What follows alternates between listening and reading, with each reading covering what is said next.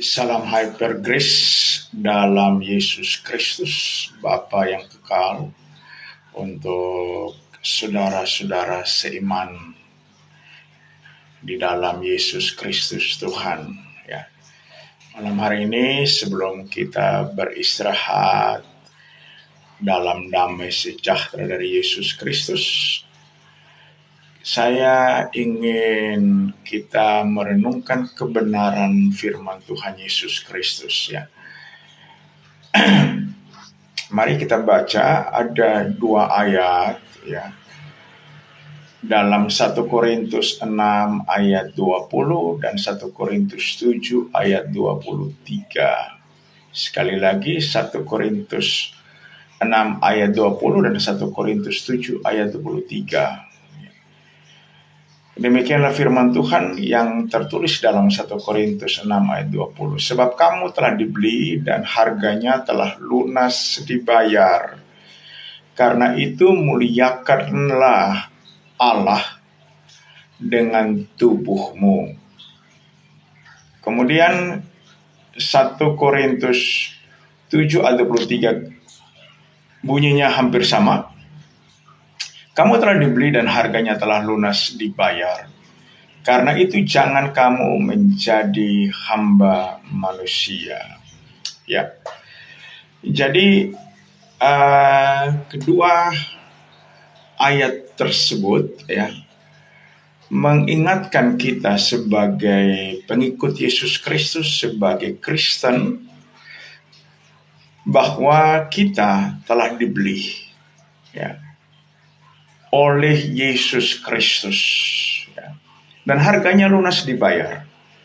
Ketika dia tergantung di kayu salib, ya, dia melakukan pertukaran yang tidak seimbang, yang namanya atau disebut dalam istilah teologinya imputasi, ya, satu pertukaran yang tidak seimbang, ya.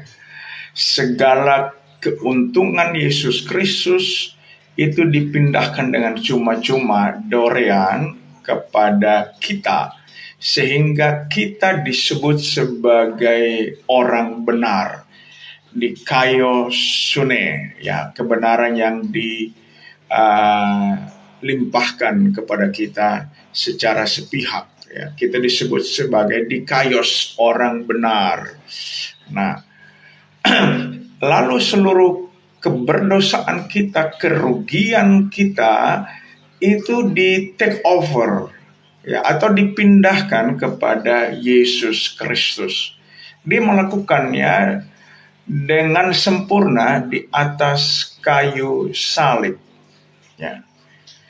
Dan dia mengatakan tetelestai, sudah diselesaikan. Saya ingin mengulangi lagi, tetelestai itu artinya sudah diselesaikan, ya.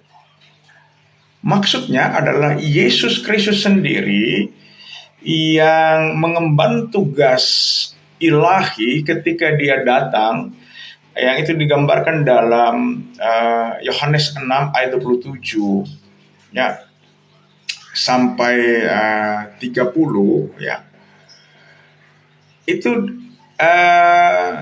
dia ditugaskan khusus oleh Bapaknya, ya, untuk datang menyelamatkan kita, ya. Sehingga ketika dia menyelesaikan semua tugas sampai disalibkan, dia mengatakan sudah diselesaikan, ya. Paulus mengungkapkan dengan bahasanya, kita sudah lunas dibayar, ya. Saya tidak ingin menimbulkan polemik teologis pada malam hari ini, karena kita sebentar lagi akan beristirahat, ya. Pasti Anda akan bertanya dibayar kepada siapa dan bla bla bla bla, ya. Tapi marilah kita belajar untuk percaya bahwa kita telah dibayar lunas, tetelestai, oleh Sang Juru Selamat, ya. Kita ini pasif, Yesus yang aktif. Kitab silakan dibuka. ayat 22. Demikian pula Yesus adalah jaminan dari suatu perjanjian yang lebih kuat. Jaminan dari suatu perjanjian yang lebih kuat. Ya. Kenapa? Ya.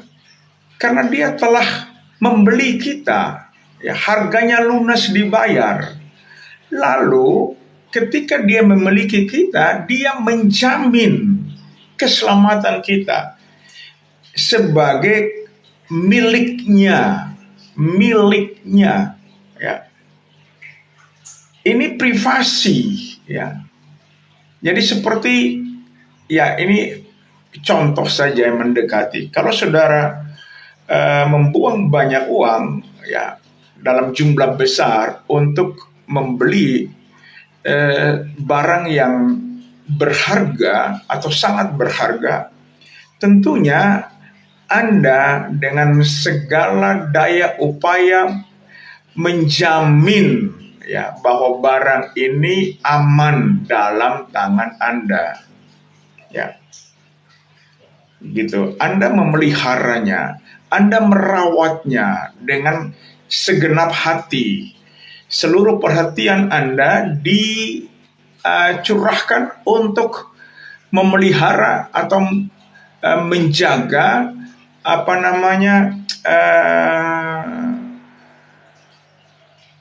menjaga barang yang Anda miliki yang mahal ini. Ya.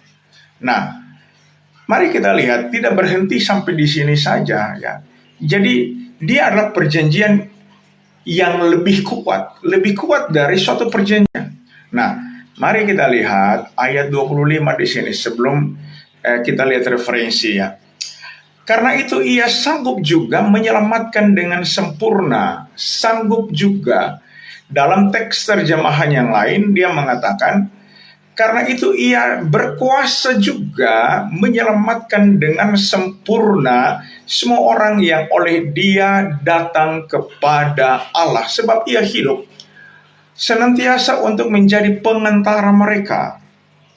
Ya. Dia senantiasa menjadi pengantara kita. Dia anugerahkan keselamatan cuma-cuma. Dia mengatakan sudah diselesaikan, ya. Harganya sudah lunas dibayar. Paulus mengungkapkannya, kamu telah dibeli dan harganya telah lunas dibayar. Dia tidak cicil.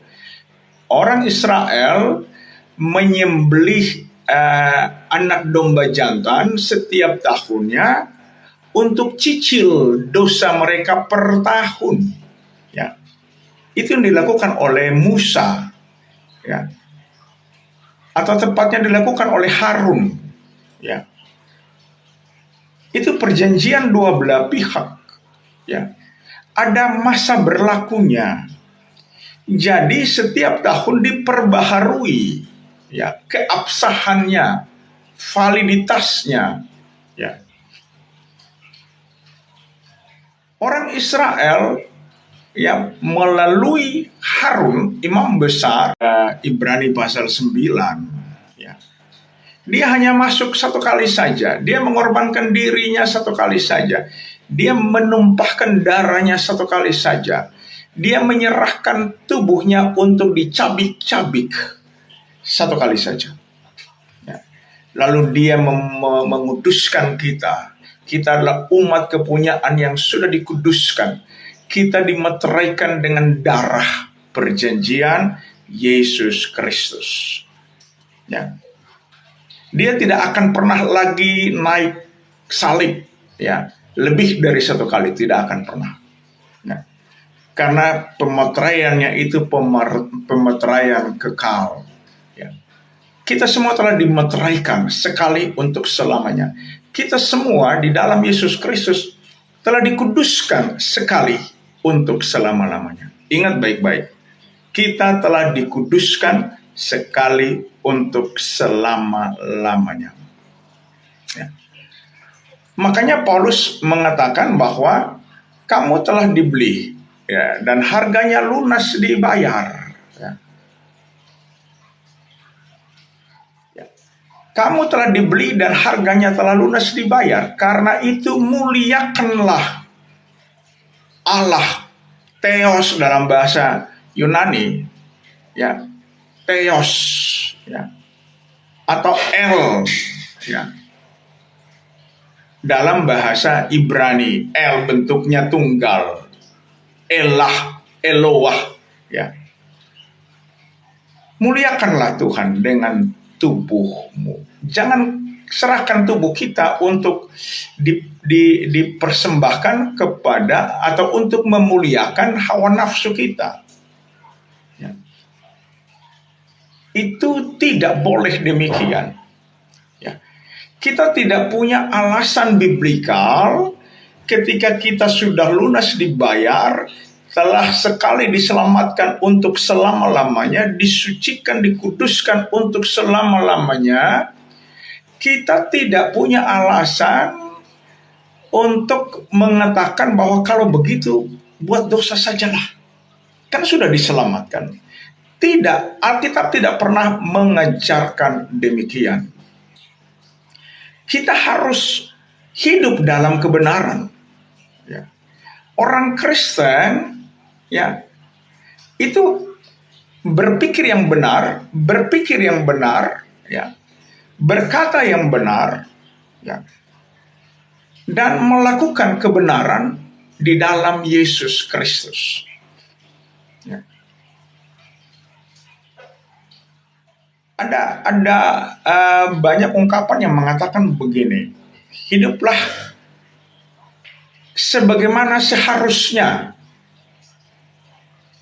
sebagaimana yang seharusnya sebagai orang benar. Tapi malam hari ini saya mau katakan, hiduplah sebagaimana yang sebenarnya sebagai orang benar. Sekali lagi, hiduplah sebagaimana yang sebenarnya sebagai orang benar.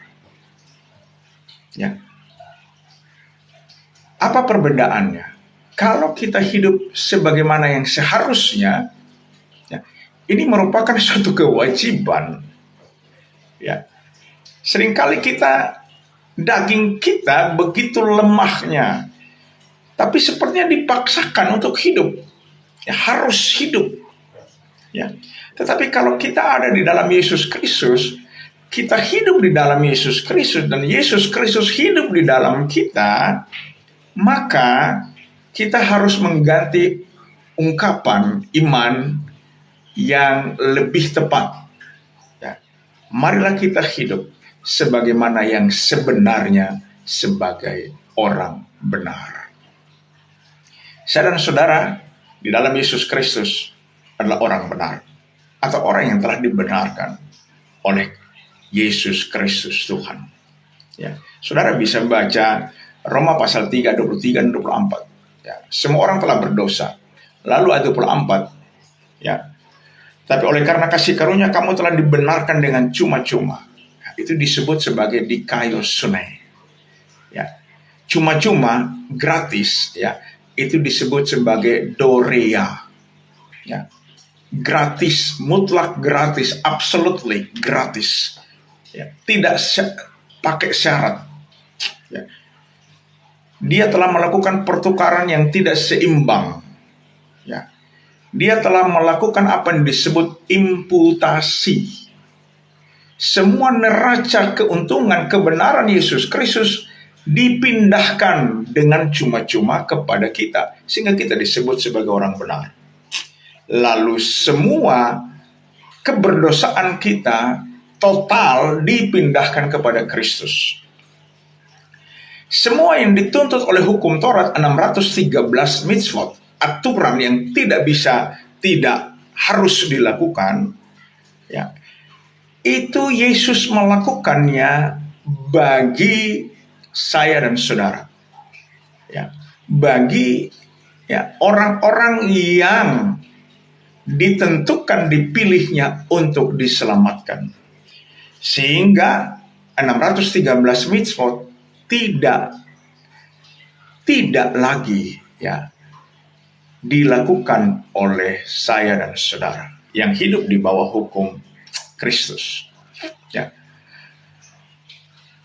Mari kita lihat sekali lagi 1 Korintus 7 ayat 23. Kamu telah dibeli dan harganya telah lunas dibayar. Karena itu jangan kamu menjadi hamba manusia. Jangan lagi kita jadi budak manusia. Ya. Kita harus jadi hamba Kristus. Ya. Menjadi doulos. Ya. Kenapa doulos? Karena kita telah dibeli. Ya. Kalau saudara bisa membaca sedikit sejarah masa-masa perbudakan ya dulu ya, pada masa penjajahan ya, masa kegelapan ya, itu harga manusia itu dijual beli ya.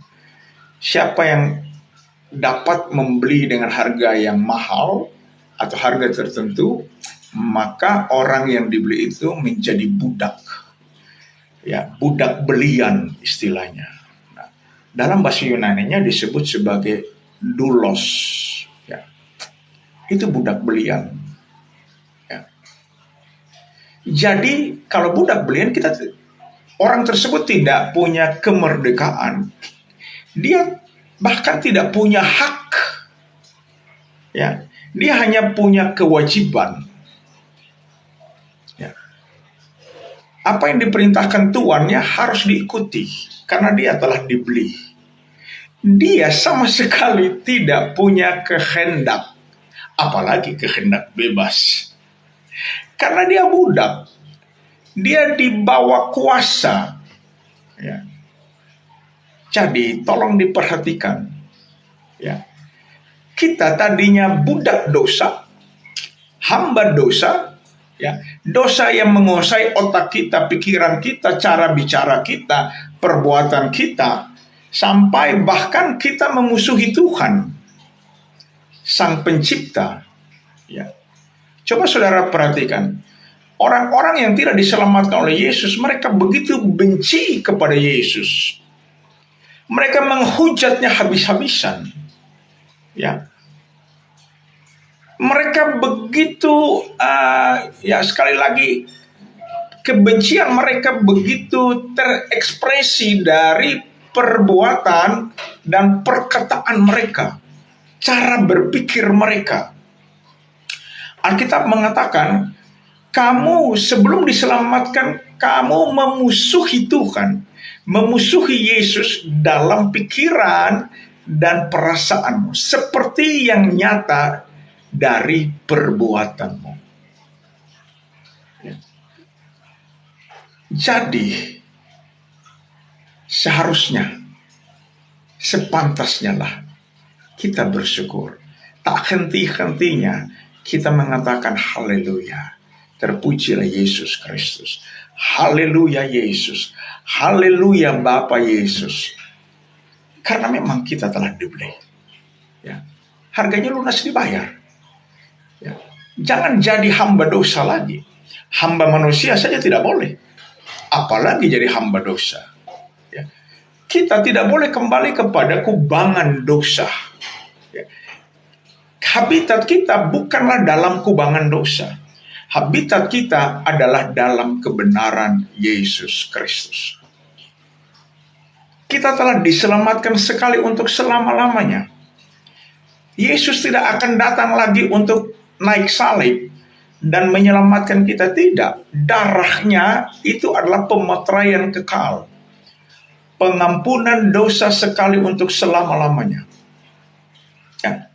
Tapi sayang, banyak orang Kristen sering latah dalam doa. Ya. Sering latah dalam doa. Ya. Bapa, ya, tiap kali berdoa, Bapa kami yang di sorga, ampunilah kami. Ya.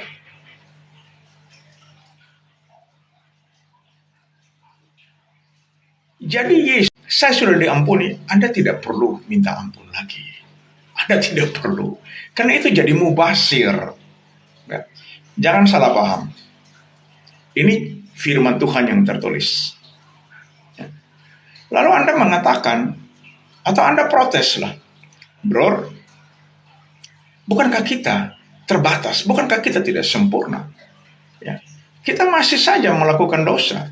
Ya, masih saja melanggar firman Tuhan. Ya, ya. Apapun bentuknya, ya, kita masih saja melakukan dosa. Lalu bagaimana kalau kita telah melakukan dosa? Berpikir yang jahat saja itu dosa. Ya. Berpikir yang jahat. Lalu ada rencana jahat dalam hati. Itu dosa. Bahkan melihat perempuan lalu timbul hawa nafsu daging, ya, timbul hasrat seks bebas, ya, itu dosa. Ya. Bahkan Alkitab menegaskan jika seseorang tahu berbuat baik tapi tidak melakukannya, itu dosa. Ya. Luar biasa sakleknya firman Tuhan. Nah, bagaimana ini? Di sekeliling kita masih ada jebakan-jebakan Batman dosa. Kalau kita melakukan dosa, apa yang harus kita lakukan? Bukankah kita harus minta ampun? Ya, mari kita lihat jawaban firman Tuhan. Ya, supaya Anda jangan sekedar menerapkan asumsi. Ya. Asumsi Anda belum tentu benar. Dan bahkan banyak yang salah. Ya. Mari kita lihat 1 Yohanes 2 ayat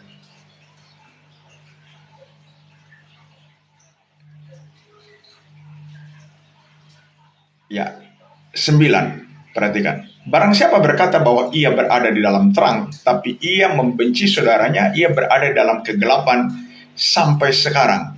Ya. Nah, perhatikan, membenci saudara itu dia berbuat dosa. Nah, tetapi Alkitab mengatakan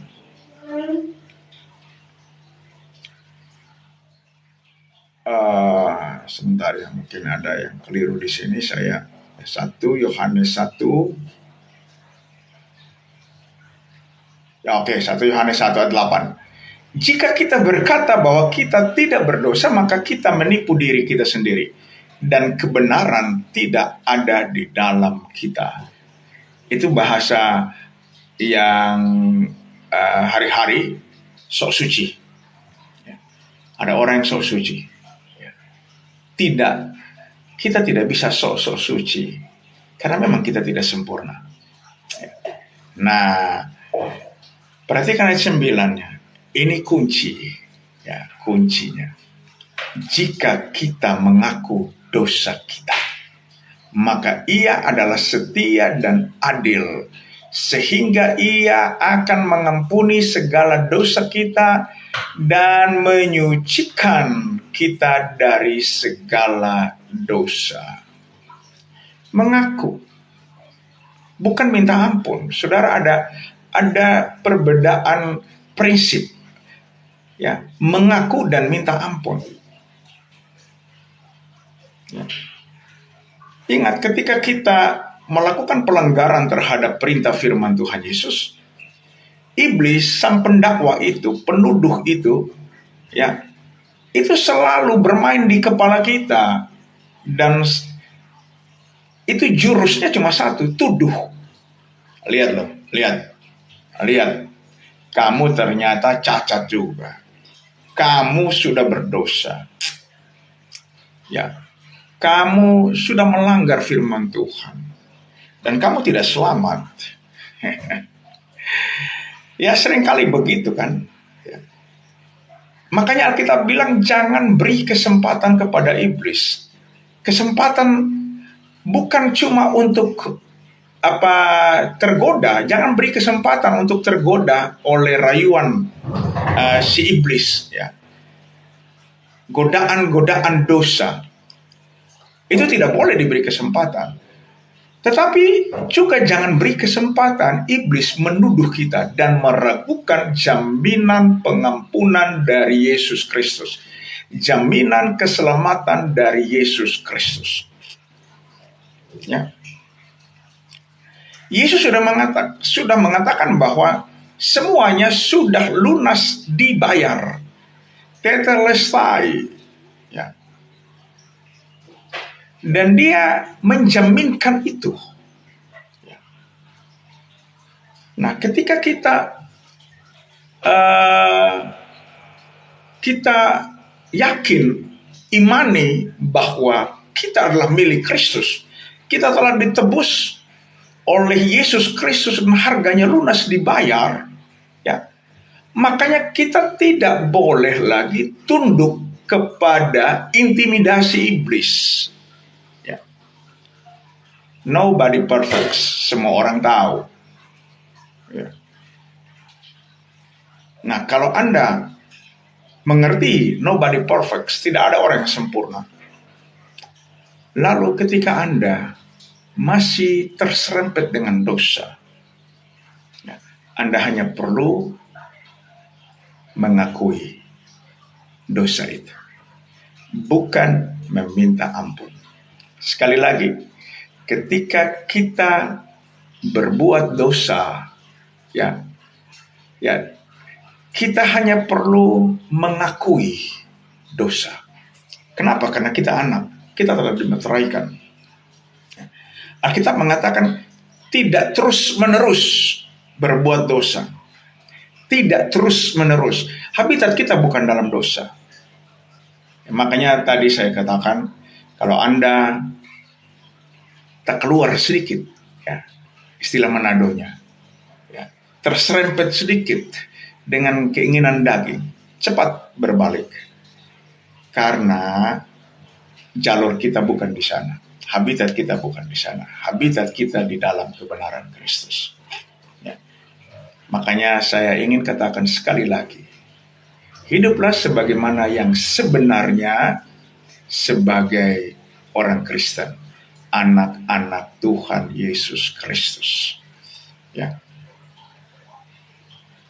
Marilah kita kalahkan segala tipu daya iblis, karena iblis ini berjalan keliling sama seperti singa mengaum-ngaum mencari orang yang dapat ditelannya. Mari kita lihat, ya, supaya Anda bisa paham, ya, benar, ya, 1 Petrus 5, ya, kalau saya tidak salah ingat, atau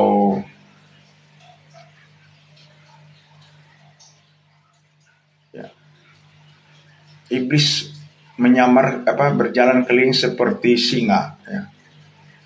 Coba saya cari dulu karena ternyata salah ingat. 2 Petrus 5, ya. Atau 1 Petrus 5, maaf, ya. 1 Petrus 5. Sadarlah dan berjaga-jagalah. Lawanmu si iblis berjalan keliling sama seperti singa yang mengaum-ngaum dan mencari orang yang dapat ditelannya.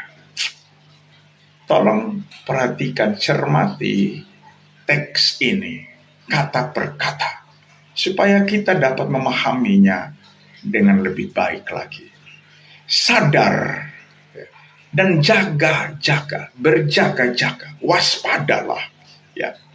Lawanmu, Alkitab sudah mengatakan lawanmu iblis, dia bolos, Satan, ya. Itu lawan kita, musuh kita, ya.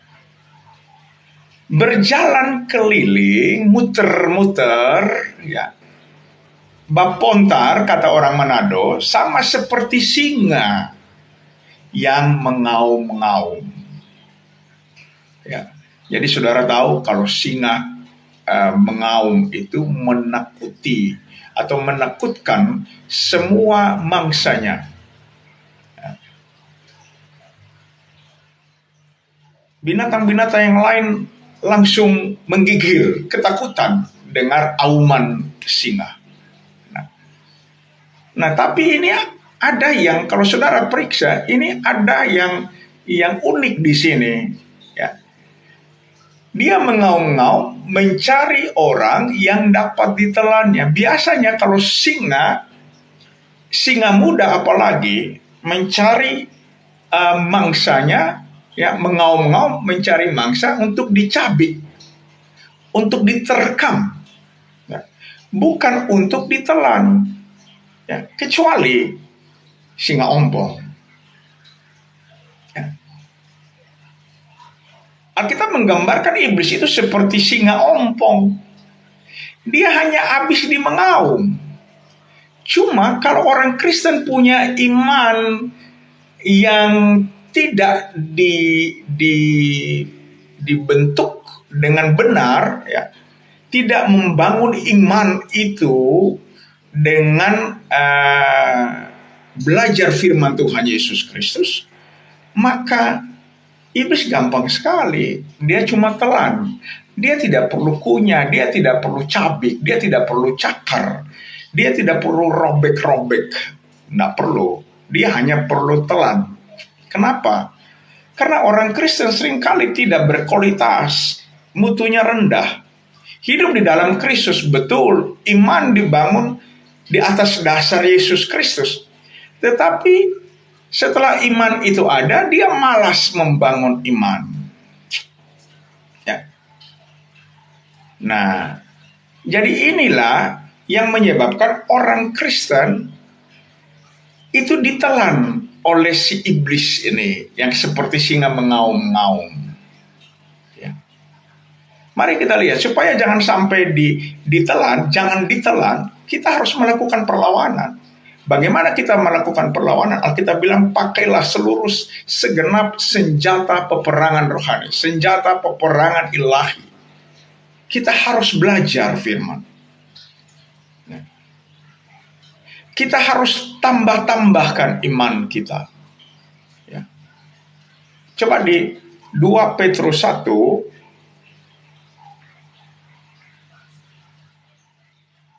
ayat 5. Perhatikan firman Tuhan. Justru karena itu kamu harus dengan sungguh-sungguh berusaha untuk menambahkan kepada imanmu, tambah kepada iman, ya, kebajikan, dan kepada kebajikan pengetahuan. Kebajikan tidak cukup. Seringkali orang karena baik hati, ya, bijak, betul, ya, bermurah hati, ya, seringkali dibodohi karena tidak cukup pengetahuan. Dan kebajikan itu harus ada pengetahuan, ya. Harus ada pengetahuan tentang firman Tuhan. Makanya Yesus mengatakan kamu akan mengetahui kebenaran, kebenaran pasti memerdekakan kamu. Supaya kamu jangan ditelan oleh si iblis itu. Oke. Dan kepada pengetahuan penguasaan diri, kepada penguasaan diri ketekunan, dan kepada ketekunan kesalehan, dan kepada kesalehan kasih akan saudara-saudara, dan kepada kasih akan saudara-saudara kasih akan semua orang. Sebab apabila semuanya itu ada padamu dengan berlimpah-limpah, ya, dengan berlimpah-limpah, kamu akan dibuatnya menjadi giat dan berhasil dalam pengenalanmu akan Yesus Kristus, Tuhan kita. Ya, Yahweh kita, Yesus Kristus, Yahweh kita. Tetapi barang siapa tidak memiliki semuanya itu, ia menjadi buta dan picik karena ia lupa bahwa dosa-dosanya yang dahulu telah dihapuskan. Perhatikan baik-baik. Berhenti minta ampun dosa karena Alkitab menegaskan, ya, dosa-dosa sudah dihapuskan, tidak diingat-ingat lagi, removed, sudah dibersihkan. Nah, satu kali untuk selama-lamanya. Kita telah dibenarkan, kita telah dikuduskan sekali untuk selama-lamanya. Ya, mari kita lihat. Ya. Dikuduskan itu berapa kali?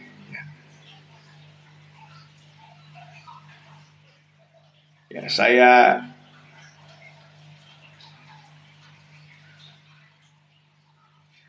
ingin kita meyakini, ya, kebenaran yang tertulis. Dikuduskan sekali. kamu telah dikuduskan.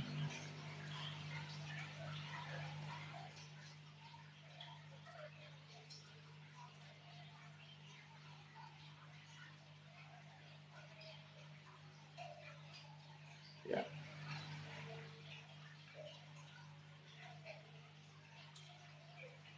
Ya.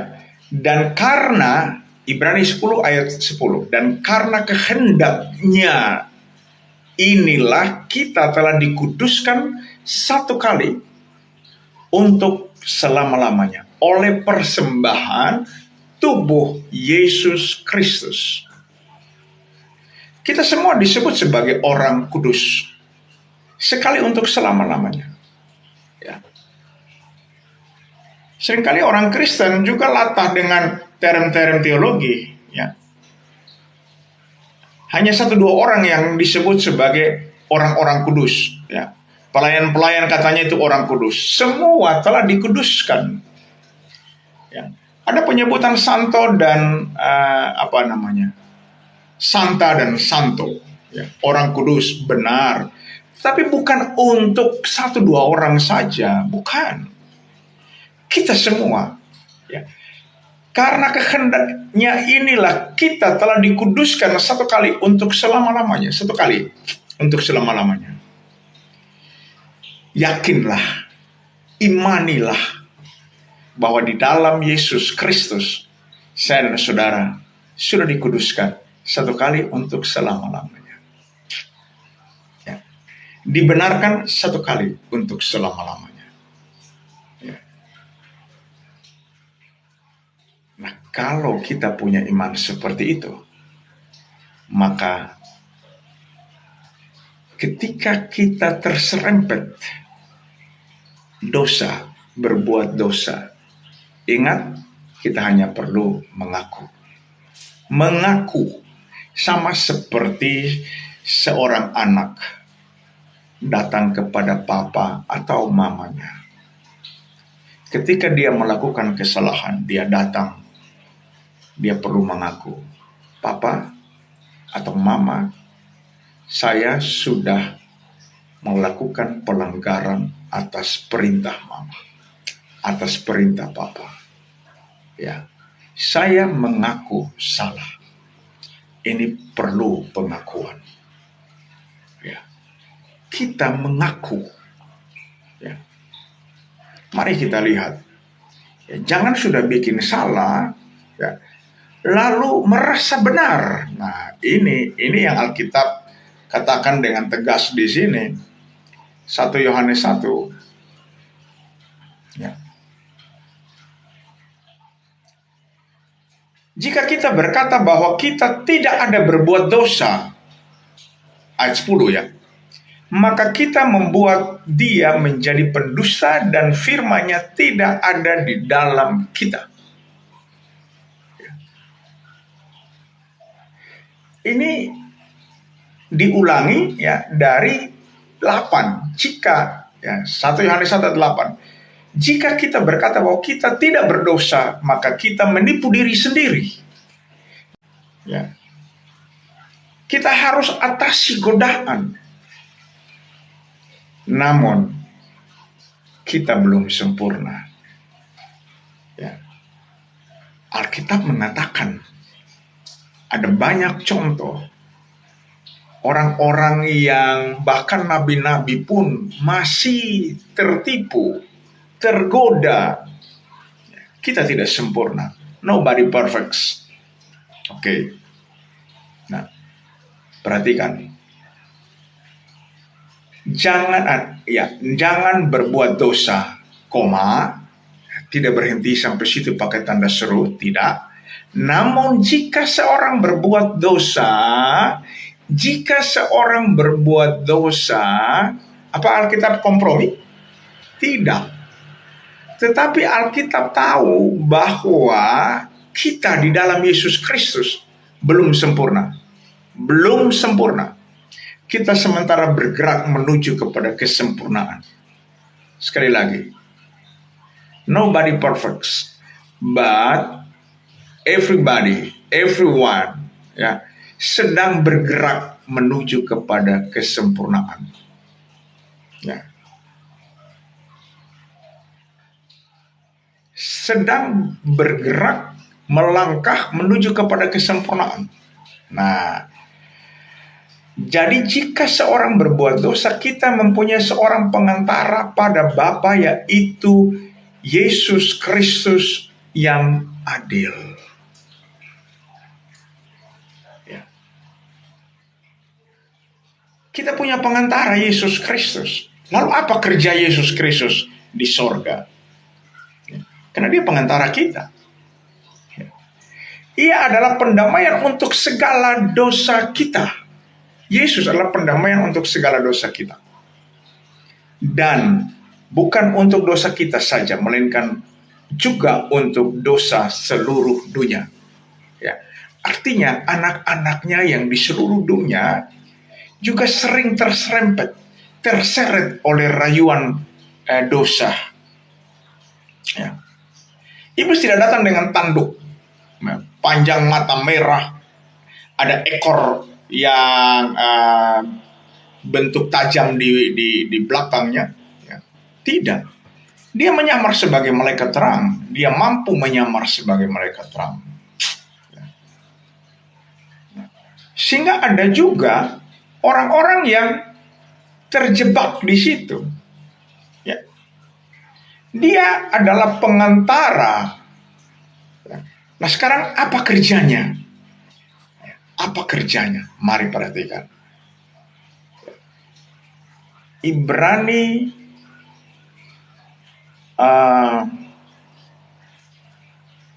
9. Ya, kita kembali ke Ibrani 9 ayat 20. Oke, mari kita lihat dulu. Ya.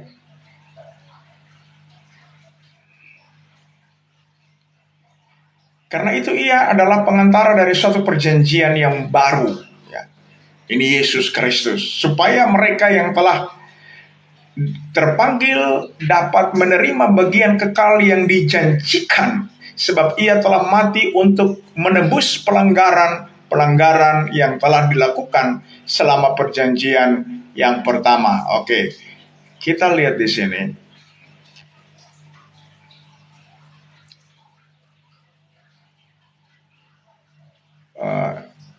Ya, ini perhatikan.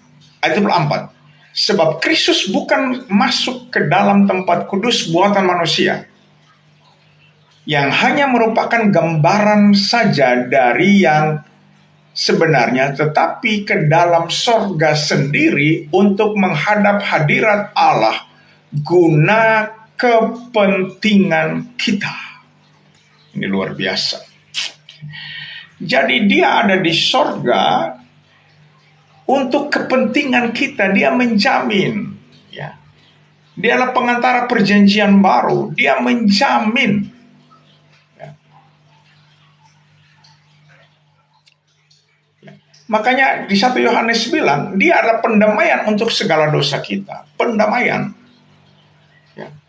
Dia ada di sana untuk membela kita. Dia ada di sana untuk menjamin, ya, keselamatan kita. Bukan cuma ada di sana, tapi dia ada dalam hidup kita. Dia menuntun perbuatan kita, cara berpikir kita, dia menuntun. Ya. Hai anakku, kalau salah, kembalilah. Kita hanya perlu kembali. Ya. Ketika kita tidak mampu karena godaan yang begitu hebat, ya, dia akan menuntun kita. Dia tidak menghardik kita. Perhatikan firman Tuhan ini. Ini yang terakhir saya mau kasih tahu supaya kita semua tetap teguh dalam iman kepada Yesus Kristus. Ya. Demikianlah sekarang tidak ada penghukuman bagi mereka yang ada di dalam Kristus Yesus. Ini statement Alkitab. Ini firman Tuhan. Roma 8 ayat 1. Ya. Dalam teks terjemahan lain, roh yang memberi hidup, telah memerdekakan kamu dalam Kristus dari hukum dosa dan hukum maut. Ya, tapi kalau saudara periksa teks Yunani, ya, ini ada yang sedikit berbeda. Roma 8.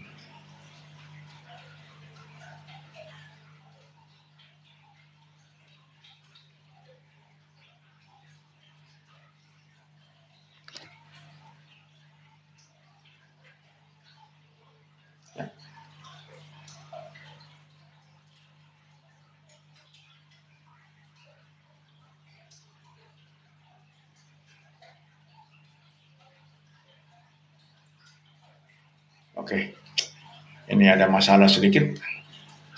Tapi kalau saudara punya teks Inggris, ya, teks Inggris itu dia mengatakan bahwa hukum roh kehidupan dalam Yesus Kristus memerdekakan kita dari hukum dosa dan hukum maut.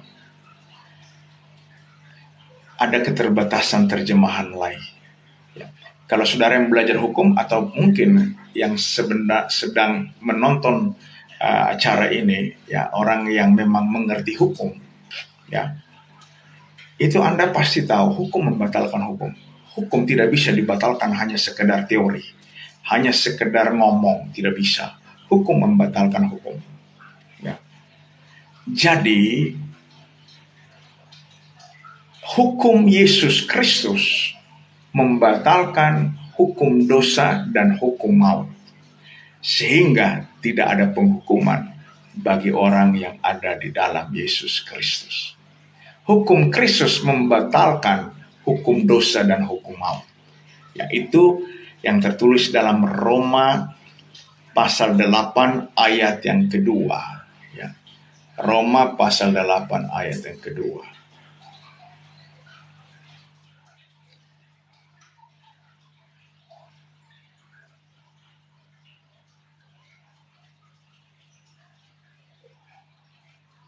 Ya.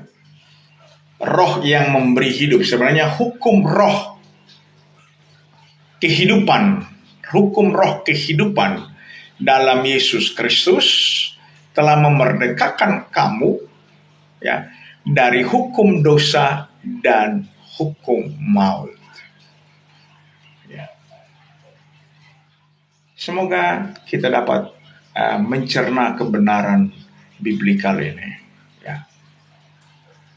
Mari kita sebagai orang Kristen, kita sudah dibeli oleh siapa? Oleh Yesus Kristus. Ya. Dari ancaman hukuman kekal. Ya. Yesus tidak membeli kita dari iblis, tidak. Yesus membeli kita dari ancaman hukuman kekal karena kita pelanggar hukumnya, hukum ilahi. Ingat peristiwa Taman Eden. Adam dan Hawa telah melanggar hukum Tuhan. Jadi Tuhan memberi hukuman mati. Ya. Maut itu mati kal imperfect. Kata kerja yang tidak selesai. Ya. Dia membatalkan hukum. Ya, hukum kekal itu, kematian kekal itu. Ya, karena dia pembuat hukum, segala sumber hukum. Dia membuat hukum pertama untuk manusia, dan manusia melakukan pelanggaran, prestasi, ya, hukuman itu turun. Ya. Lalu dia sendiri yang datang untuk menyelamatkan kita, menebus kita. Ya. Caranya bagaimana? Dia menggenapkan tuntutan hukum yang dibuatnya. Ya. Makanya kita mengatakan kamu telah dibeli dan harganya lunas dibayar. Dia tidak membayar kepada iblis, tidak. Sama sekali tidak. Dia membayar kepada hukumnya sendiri, tuntutan hukumnya sendiri. Ya. Dia fair play. Ya. Dia pembuat hukum, Dia juga yang menepati hukuman yang menjadi konsekuensi logis ketika manusia melanggarnya, Adam dan Hawa melanggarnya. Jadi darah Yesus Kristus, nyawa Yesus Kristus diserahkan, ya, bukan kepada iblis, bukan. Iblis ketakutan dengar nama Yesus, ya. Apalagi darah Yesus, tidak mungkin. Ya. Jadi dia membatalkan hukum yang dibuatnya sendiri. Ya. Dia membayar kita dari ancaman hukuman kekal. Ya. Lunas dibayar. Tetelestai. Dilakukan oleh Yesus Kristus dengan sempurnanya. Ya. Dia membeli kita dari hukumnya sendiri. Ya. Dari hukumnya sendiri.